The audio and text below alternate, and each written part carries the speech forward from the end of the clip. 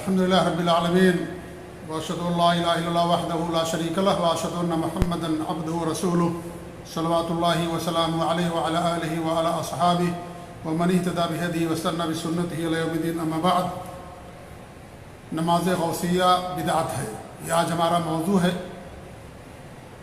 بر صغیر ہند و پاک میں جو اپنے آپ کو سنی کہتے ہیں یا اہل سنت والجماعت کی طرف اپنے آپ کو منسوب کرتے ہیں، ان کے ہاں بہت ساری بدعات اور خرافات رائج ہیں. انہیں میں سے ایک بہت بڑی بدعت جو ہے وہ نماز غوثیہ ہے.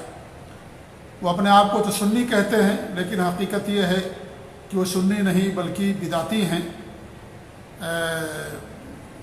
کوٹ کوٹ کر کے ان کے ہاں بدعت پائی جاتی ہے. اہل سنت والجماعت کی طرف اپنے آپ کو منسوب کرتے ہیں، لیکن وہ مسلمانوں کی جماعت، صحابہ، تابعین، تبع تابعین اور سلف صالحین کی جماعت سے بہت دور ہیں، اللہ کے رسول کی سنتوں سے بہت دور ہیں. یہی مثال لے لیجئے کہ نماز غوثیہ یا صلاۃ غوثیہ کے نام سے ان کے یہاں باقاعدہ ایک نماز ایجاد کی گئی ہے جسے لوگ پڑھتے ہیں، اور اس کے پڑھنے کا طریقہ تو وہی ہے جو عام طریقے سے نماز ادا کی جاتی ہے، لیکن نماز پڑھنے والا اس نیت سے پڑھتا ہے کہ شیخ عبد القادر جیلانی رحمۃ اللہ علیہ اس کی مدد کریں گے، اس کی ضرورتوں کو پوری کریں گے، اس کی مصیبتوں کو دور کریں گے، پریشانیوں کو ختم کریں گے. یعنی عبد القادر جیلانی رحمۃ اللہ علیہ کے لیے گویا کہ یہ نماز پڑھی جاتی ہے. کچھ لوگ بغداد کی طرف رک کر کے نماز پڑھتے ہیں، خانہ کعبہ کی طرف رک کرنے کی بجائے. نماز پڑھ کر کے کچھ لوگ 11 قدم شمال کی طرف آگے چلتے ہیں، پھر پیچھے آتے ہیں. مختلف چیزیں انہوں نے وضع کر رکھی ہیں، ایجاد کر رکھی ہیں.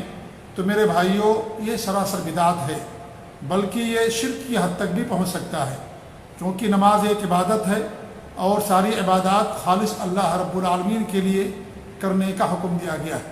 قل ان صلاتی و نسکی و محیای و مماتی للہ رب العالمین.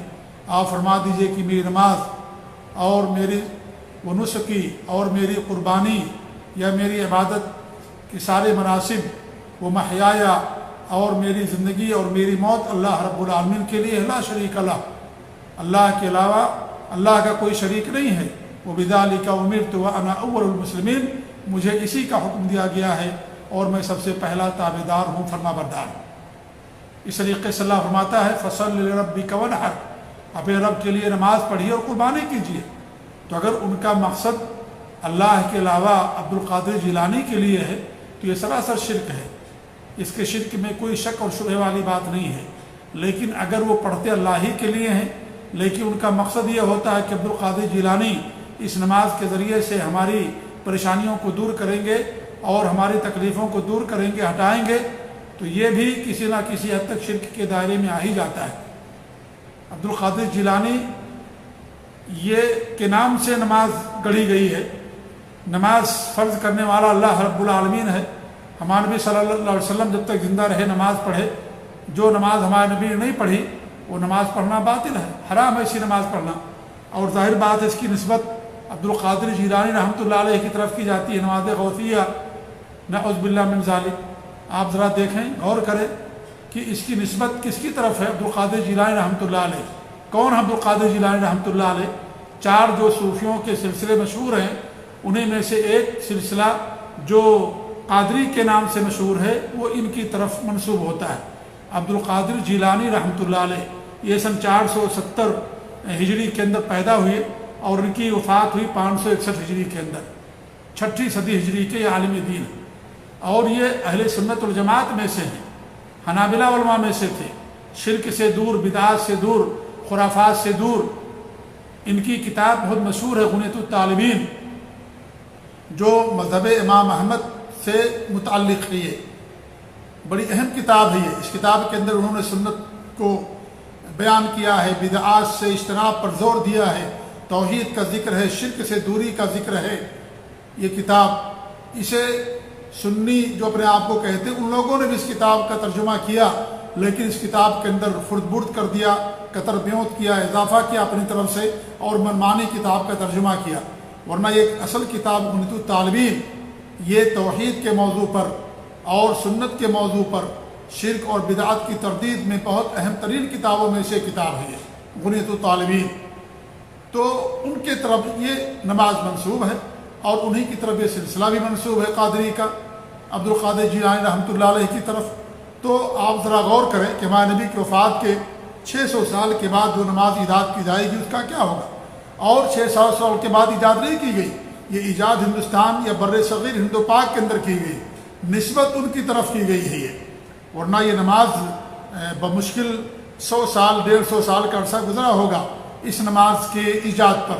اس سے پہلے اس نماز کا کوئی تصور نہیں تھا، اور یہ نماز اور دیگر مقامات پر نہیں پائی جاتی ہے، دیگر ملکوں کے اندر ایسی کوئی نماز نہیں پڑھی جاتی۔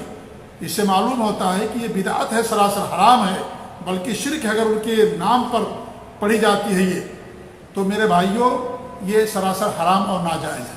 آپ غور کریں، صوفیوں کے 4 سلسلے ہیں، اب ہر سلسلے کی نماز بنا لی جائے، یا اس طریقے سے ائمہ اربعہ ہیں ان کے نام پر نمازیں گڑھ لی جائیں، یا محدثین گزرے ہیں، مفسرین گزرے ہیں، بڑے بڑے علماء اور مجددین گزرے ہیں، ان کے نام پر نمازوں کو ایجاد کر لیا جائے، نعوذ باللہ من ذالک۔ کس قدر یہ جہالت والی بات ہے، کس قدر یہ گمراہی والی بات ہے جو آج یہ لوگ سنت کے نام پر کرتے ہیں، اپنے آپ کو سنی کہتے ہیں، لیکن بدعت سے کتنے قریب اور سنت سے کتنے دور یہ لوگ رہتے ہیں۔